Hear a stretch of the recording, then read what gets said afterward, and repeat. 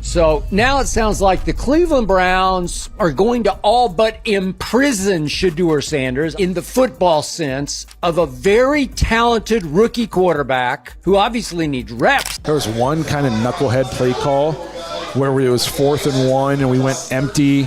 And I'm like, you got a rookie quarterback. You got a rookie quarterback who hasn't been getting reps, and you're going to put him in empty in 4th and 1 where he's like, if there's ever a time where you got to be able to pre-snap, recognize pressure, slide protection, that know your hot checks, that's when you need to know it. Right. You know? The NFL just pulled off the slickest disappearing act since Houdini, but this time it wasn't rabbits vanishing, it was fans. Whole stadiums emptied out faster than free wings at a dive bar happy hour. Shedeur Sanders got benched, and boom, all that sold-out hype turned into ghost towns. Seats looked like an abandoned middle school dance. Just echoes, awkward vibes, and regret.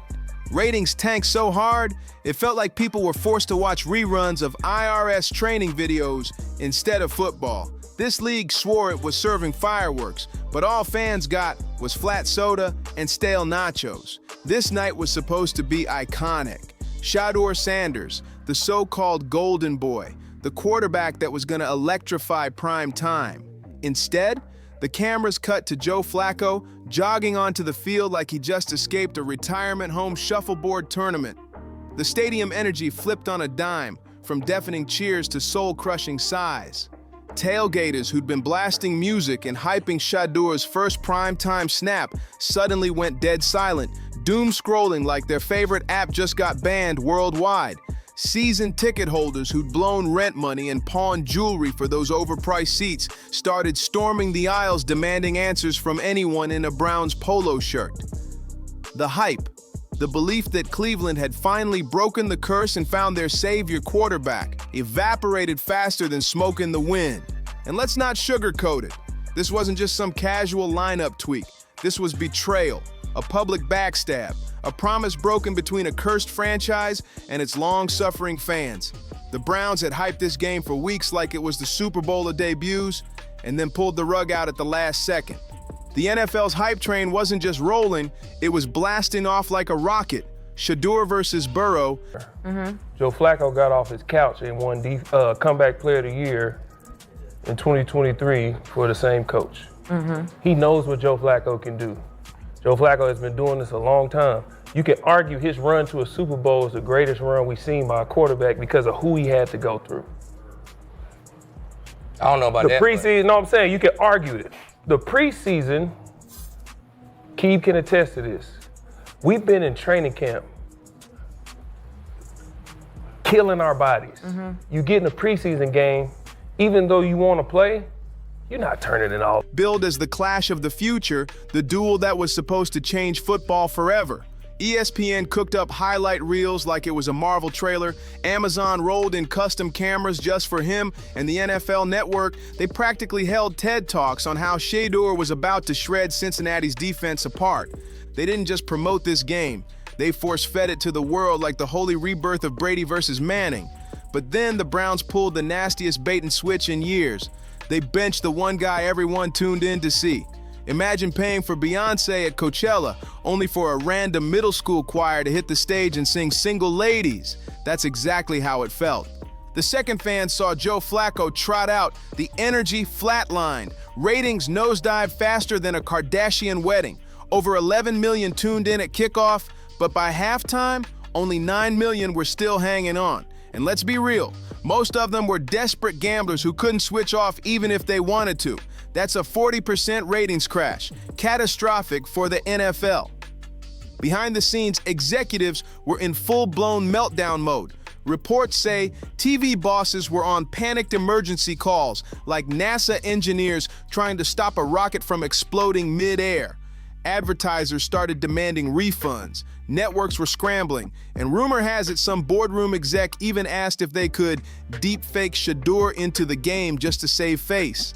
And the disaster didn't stop with TV ratings. It ripped through the whole money machine. Cleveland Browns listed Shedeur Sanders as inactive today. Inactive? Yo, look, man. At this point, hey, I'm a fan of Shedeur, I'm a fan of Dion, but we just need to stop caring. Because the more people actually trying to tune in to watch Shedeur, the more they ain't going to play him, and the more they using him for clout and clickbait. They don't want the guy. The owner don't want him.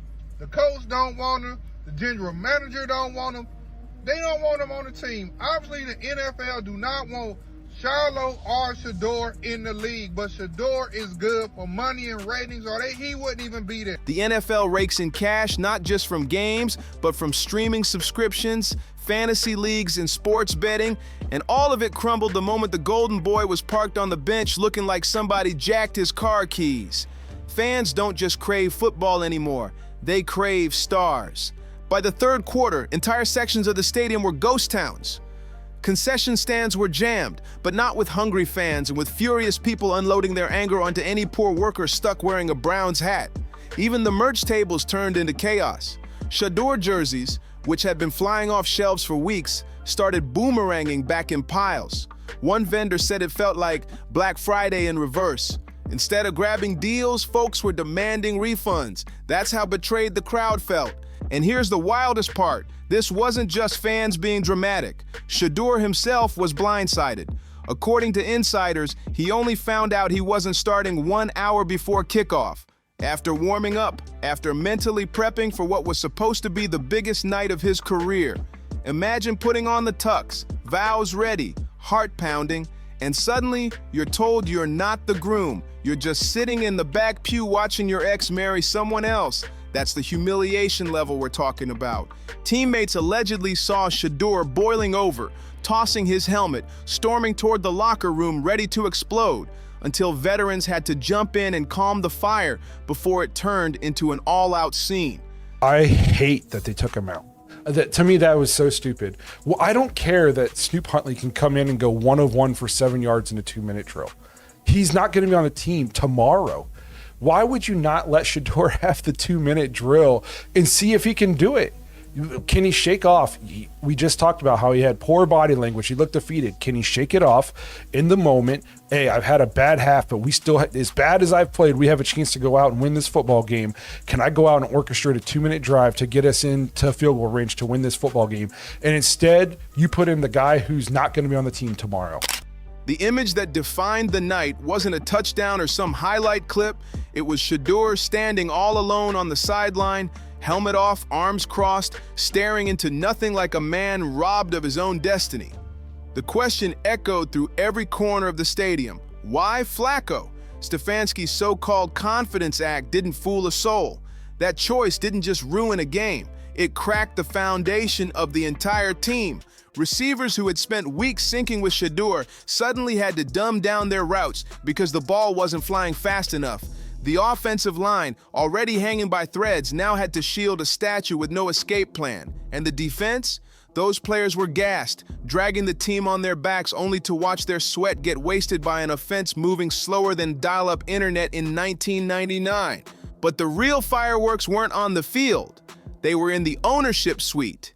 Jimmy Haslam, the man who personally handpicked Shedeur, who poured millions into his image and built entire marketing campaigns around him, was reportedly livid as ratings collapsed in real time on national television. This wasn't just a coaching call. It looked like financial sabotage. And here's the truth. NFL owners will stomach losses on the field. But losing money, that's unforgivable. 16, the Browns outgained the Bengals 327-141 and had the ball for nearly 36 minutes, but it wasn't enough. And this is why you need to find your quarterback. I don't know why y'all fooling with Joe Flacco. Y'all know Joe Flacco's not taking y'all anywhere. He's not your quarterback of your future. If I'm going to lose, I'm going to lose trying to find out who my quarterback is. That's just me. I don't care. I don't care if it's Gabriel. I don't care if it's Shedeur. I don't care who it is. I just know Joe Flacco ain't your quarterback. It don't matter who was at the quarterback. It could have been Patrick Mahomes. It could have been.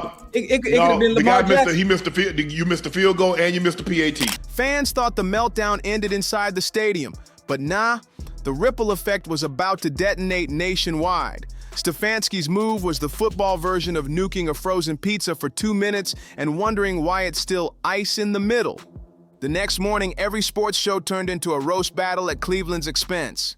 Former quarterbacks flat out called it malpractice. Media hosts who usually waste 3 hours screaming about nonsense suddenly found a common enemy: the Browns' decision to bench Shedeur. Even the memes went nuclear, flooding timelines harder than Cleveland's offense ever could. Stephen A. Smith's shocked face went viral on loop, replayed like a comedy skit. Pat McAfee didn't even need a breakdown. He hit fans with one sarcastic one-liner, and the internet carried it for him. Colin Cowherd, he went all in, dropping a full monologue, branding it the most self-destructive coaching call in modern NFL history. And when the national media, a machine that thrives on chaos and division, comes together in unison to say you've gone too far, you know you've basically detonated a nuke inside your own franchise. But the media firestorm was only the start. The gambling world erupted next. Sportsbooks had set lines around Shador starting, and when he was benched, thousands of furious callers demanded answers. Fantasy owners logged in to see their teams obliterated overnight, while prop bets went up in smoke and parlays collapsed like dominoes. People were staring at their lineups, watching their zero-point quarterbacks, openly wondering if they could sue the Browns for emotional damages. Think about that. One coach's decision didn't just kill a football game, it rattled the entire billion-dollar sports betting industry. This wasn't a simple roster switch. This was an economic earthquake. And here's the kicker. Now the NFL itself was complicit. Njoku and Judy showed you through training camp, they love this kid because he's special. He got raised by the athlete I think was the greatest athlete in the history of sports. It's in his bloodlines. He was raised around stars to be a star in the National Football League. I said, again, a first guess, before last college football season, he should be the first overall pick. The league had been hyping Shedeur as one of its chosen faces for the future, and then allowed this mess to blow up on live TV. The NFL built Shedeur up like a Hollywood superstar. Whole promo campaigns revolved around him. Broadcast partners poured millions into exclusive camera angles, flashy highlight reels, and primetime packages built to showcase him. But on the big night, he never even touched the field. It was like spending millions to market a blockbuster with your star on every trailer, and then releasing the movie with nothing but a stunt double reading lines. Fans felt scammed, plain and simple, and the cracks started showing immediately on social media. Younger players were caught liking posts demanding Shedeur start. Some even reposted memes clowning Stefanski's decision. Even the veterans trying to play it cool couldn't fully hide their frustration. Anyone watching could see it. This wasn't just a divided locker room, this was a collapse in progress. Meanwhile, ownership was boiling. Jimmy Haslam, the man who personally pushed for drafting Shedeur, had to sit back and watch the empire he built crumble in real time. The NFL had projected higher ticket sales, explosive merch revenue, and record-breaking ratings all centered on Shedeur's rise. That was the whole business plan, and Stefanski torched it all in one reckless move. We're talking millions in marketing wasted, sponsorships suddenly hanging by a thread, and season ticket renewals already dropping like flies. One insider described Haslam pacing the owner's suite like a man watching his stock portfolio crash second by second.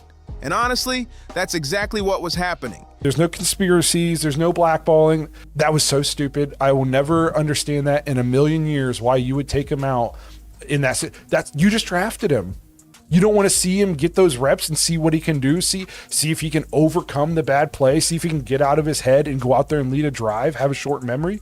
Instead, you put him on the bench and let Snoop Huntley go 1 of 1 for 7 yards.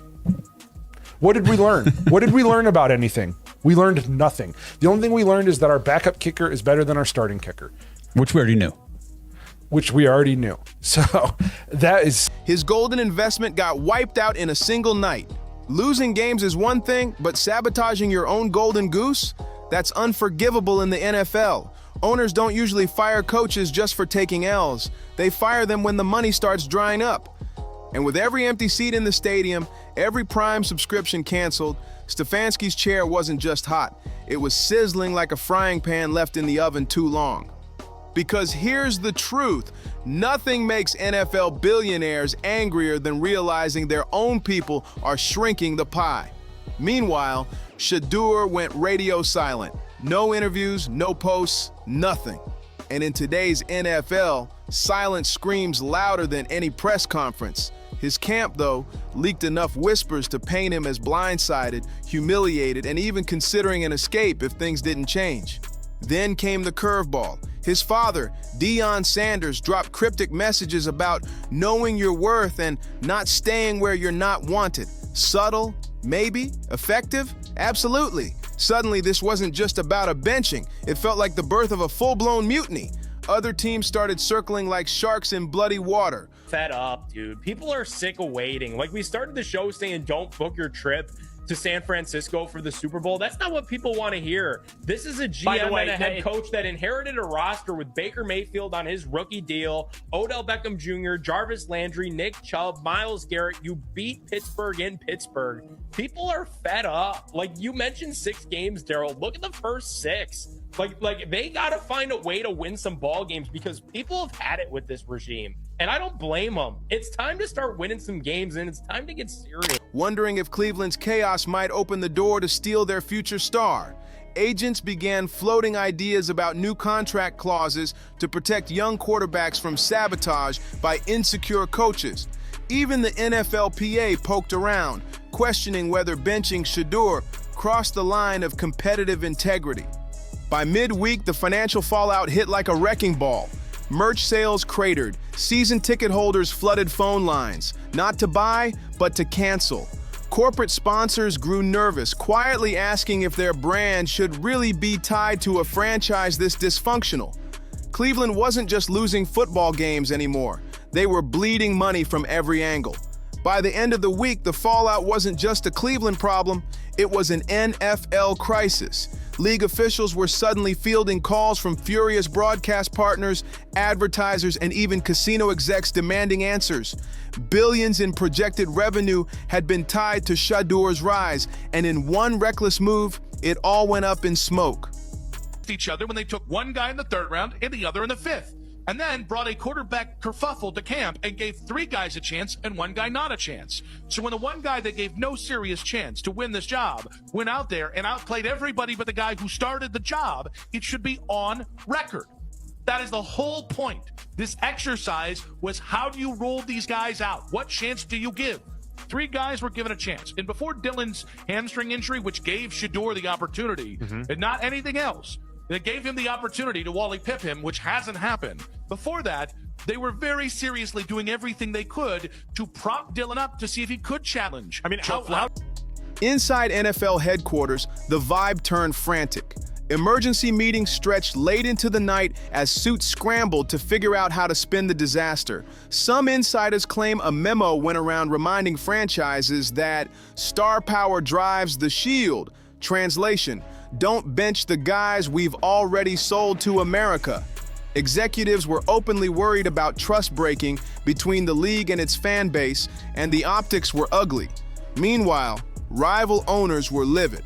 Reports say a few even called Haslam directly, blasting him for allowing Stefanski to wreck a national showcase that tanked everyone's ratings, not just Cleveland's. In billionaire circles, that's the ultimate sin, messing with the money flow.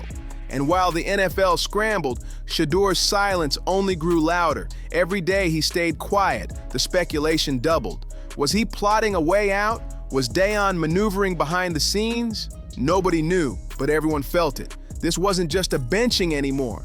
This was a full-blown power struggle spilling into the highest levels of the league. By the weekend, Cleveland wasn't just a struggling franchise. They had become a national punchline. Late-night hosts slipped Shedeur jokes into their monologues, and social media turned Brown's highlights into memes of failure on repeat. One viral clip compared benching Shedeur to taking the batteries out of a brand new Ferrari and pushing it down the street. Brutal, but accurate. Fans weren't just upset, they were furious. Outside the stadium, protest signs popped up calling for Stefanski's head. Season ticket holders started organizing online, threatening mass cancellations unless changes were made immediately. I think the problem is that you forget this is a team sport sometimes, you know, because there's such a spotlight on you because of certain points in the game and what happened. And what you got to remember is that we've all been in a situation where we've all made mistakes before that have been a big part of costing us a football game. You got to shake it. It's not just on you. It's a team sport. We're all going to be in there and rally together. Nobody wants to be in that situation. Local radio shows sounded like therapy sessions for a broken city, callers raging about betrayal, humiliation, and the same old Cleveland curse striking again. And it wasn't just the fans dragging them. Other NFL players around the league chimed in, some tweeting cryptic messages about wasted talent and rookies getting sabotaged. When athletes from rival teams are clowning your franchise publicly, you know the respect is gone. Meanwhile, whispers grew louder that Shedor's camp might be exploring exit strategies. Some insiders hinted Deion was quietly testing the waters with other franchises, gauging interest in case Cleveland kept digging this hole. The idea of Shedeur in another uniform suddenly didn't feel impossible. It felt like a ticking clock. Cleveland wanted to bury a rookie quarterback controversy. Instead, they buried their own credibility in front of the entire nation. Shedeur wasn't just a quarterback, he was the power grid, the marketing engine, the ratings magnet keeping the whole machine alive. Benching him was like cutting off the city's electricity, then acting shocked when everything went dark. Stefanski might have thought he was flexing his authority, proving he could make the so-called tough calls. But all he really did was expose how shaky his control actually is. In today's NFL, coaches who don't get the entertainment side of the business aren't leaders. They're fossils. And make no mistake, the meteor already slammed into Cleveland, and the fallout is just beginning. Don't forget to like, subscribe, and share this breakdown, and we'll see you on the next one.